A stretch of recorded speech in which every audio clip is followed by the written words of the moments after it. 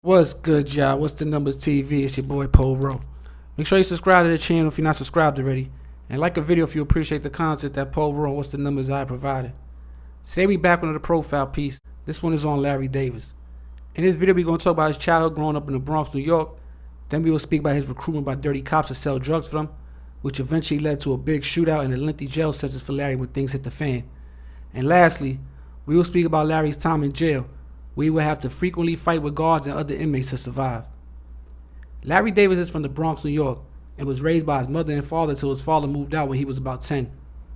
After that, Larry's mother began to struggle financially while raising her kids alone and ended up becoming increasingly devoted into the church.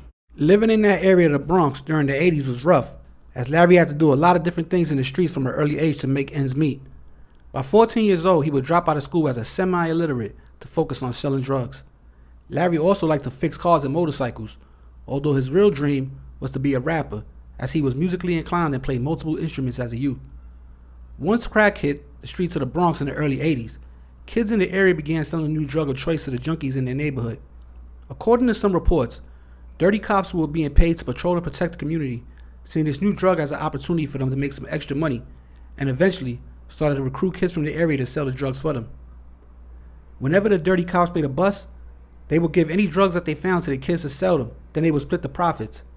Larry would be approached by these cops after he was busted riding a motorcycle without a license, and instead of issuing a summons, the officer had stopped him, offered him a chance to sell and transport cocaine to be turned into crack. Larry said he refused at first, but eventually agreed, and became a part of the group of kids that worked for the police. Larry started making big money dealing crack, and decided to get back to trying to make it as a rapper in the music industry. Always feeling a burning need to be known and recognized further than his neighborhood, Larry was a little upset that his plans to be a rap star were taking longer than expected, and by 1984, he was trying to figure out what was next for him, as he already had multiple arrests on his record for different drug and gun charges, although he never served more than 24 days in jail. In July of 1986, Larry's daughter was born, which would be his only child. Some people close to Larry at the time say he started to change a bit after her birth, as he envisioned and wanted something better than the South Bronx for his offspring. From the summer of '86 to the fall of the same year, Larry would do some heavy thinking and started to second guess his drug dealing activities. Unfortunately, his new thought process didn't sit too well with the alleged dirty cops he was supposedly working for at the time, and a plan to take him down and shut him up would be set into motion. On October 30th, 1986, 4 suspected drug dealers were shot to death at a brick-faced apartment building on Southern Boulevard in the Bronx. Larry Davis became the main suspect in the slayings and had the police hot on his trail. During this time, he would bounce around from place to place, staying with various friends or at his mother's house, his girlfriend's, or his sister's house. By November 19, 1986, the police were hot on the trail of Larry Davis as their search had finally led them to his sister's house. Regina Lewis, Larry's sister, was on the phone in the front of her apartment when she saw the doorknob begin to twist. She thought it was a family member playing a prank, so she got up, went to the door, and opened it just a crack. Through the crack, she could see a bunch of police officers with shotguns and flak jackets. They questioned her and her husband for a second or two until they spotted Larry on the sofa at the same time that he spotted them. Once Larry saw the police, he instantly made his move to the back bedroom as about 13 cops rushed in, filling the tiny apartment with armed men. According to Larry's sister, none of the cops produced a badge or search warrant. From there, all hell broke loose, with different versions coming from each side. What we do know is that a wild shootout between the police and Larry Davis took place, with the end result being 6 cops being shot and Larry escaping after he jumped from a first-floor apartment window into the building's backyard and disappeared into the streets of the Bronx. For years, Larry's street-scrambling lifestyle made him a local celebrity, but now he was on top of every New York City broadcast as a wanted man, accused of shooting 6 police officers. After slipping in and out of safe houses for more than 2 weeks, Larry Davis was finally cornered at the Twin Parks West projects in the Fordham section of the Bronx on December 5, 1986. After more than 6 hours of tense negotiations between Davis and the NYPD, conducted over the phone and shouted through the front door of the apartment where Davis had taken 2 families hostage, Davis surrendered without incident at 7:30 a.m. He later claimed he gave up because he was concerned for his mother's safety as well as his own. As a ring of cops led Davis down the building's wheelchair ramp, he was showered with applause and cheers, while the mayor and police commissioner patted each other on the back. Larry would end up going to trial first on the Southern Boulevard murders, where he will be found not guilty.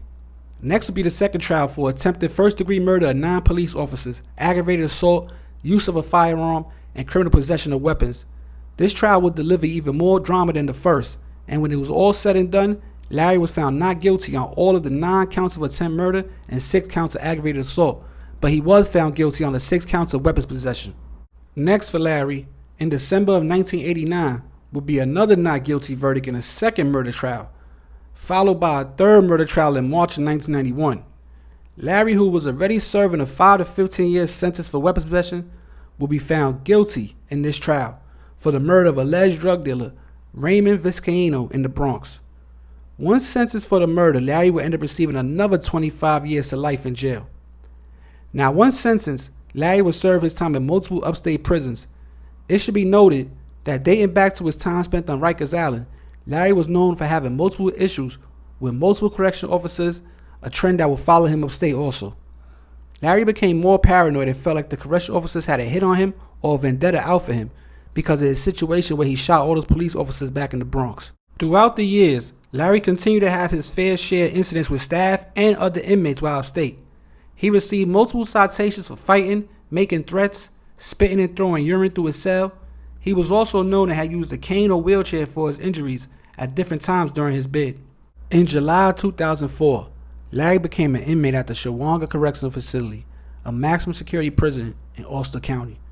He wasn't eligible for parole until 2016, so to Larry, this latest prison was just another spot that he would have to make it through on his journey back to freedom. But freedom would never come, because in 2008, while still at Shawanga, Larry would get into an incident in the yard with a notorious New York State prisoner named Blue Boy. Blue Boy was from the Lower East Side of Manhattan and been locked up since the early 80s for murder, said in his interview that he was trying to attack another inmate with a prison shank when Larry Davis intervened. That's when Blue then turned his knife on Larry and stabbed him. Some fighting between the two would continue, and when it was all said and done, Larry would end up dying after being stabbed a total of 13 times, with the fatal blow being to his femoral artery. And just like that, the hood legend Larry Davis was dead before he could ever see the streets of the Bronx again. The former mayor and police commissioner would speak on Larry's death, even going as far as to thank Blue Boy. But yo, this is a quick profile piece on Larry Davis, you know what I'm saying, Bronx legend. You know what I'm saying? Had to shoot out with the police. Now, to give a little more context on Blue Boy real quick, being that, I mentioned at the end of the story, Blue Boy recently came home from jail, received a warm welcome from a lot of people from his own gang, from rival gangs, different Bloods and Crips like that, showing Blue Boy, welcoming him home, showing their appreciation for all that he done, I guess, in the prison system. And, he did 39 years in jail. So, he received a warm welcome. After that, Blue Boy would go on to do different interviews on, different channels.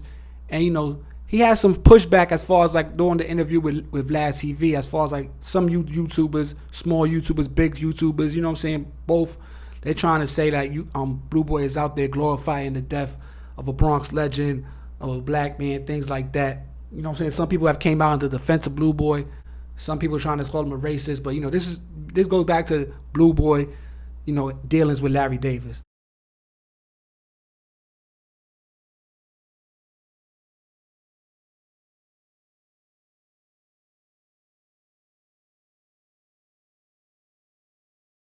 So like I said, there's a profile piece on Larry Davis, had to shoot out with the cops, end up beating that. They tried him for 3 different murders. Eventually they locked him up. He did his time upstate New York. He wasn't that far away from parole. At the time he got killed, he was only 8 years away from seeing the parole board. Blue Boy ended up making parole years later, getting 10 years for killing Larry Davis on top of what he had. And, lately, like I said, Larry Davis' name is coming up a lot lately, being that Blue Boy came home, and Blue Boy is the one who killed him. So I did this profile piece to give an updated version on Larry Davis. Troy Reed and all them did pieces on Larry Davis before. So this is an updated version of the whole Larry Davis story. And, I hope y'all like, share, subscribe. And I appreciate all y'all, man. Become a member of the channel. Tap into the live streams we do at 8:30 Sunday through Thursday. Go follow the Instagram. And, this is another profile piece, original. WhatsTheNumbers TV. We coming with a whole bunch more profile pieces, so stay on the lookout for these.